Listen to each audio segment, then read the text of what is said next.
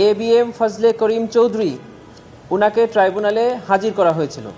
গত 5/2/2024 তারিখের একটি আদেশে উনাকে আজকে ট্রাইব্যুনালে হাজির করা হয়েছিল। উনাকে আজকে এই গণ অভ্যুত্থানে সংঘটিত অপরাধের মানবতাবিরোধী অপরাধের অভিযোগে গ্রেফতার দেখিয়ে কারাগারে প্রেরণ করা হয়েছে।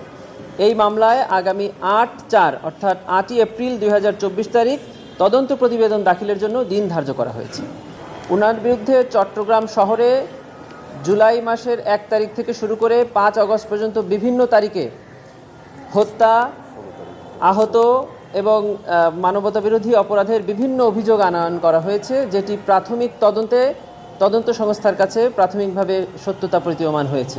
তারই ভিত্তিতে তার বিরুদ্ধে এই প্রোডাকশন ওয়ারেন্ট জারি করা হয়েছিল।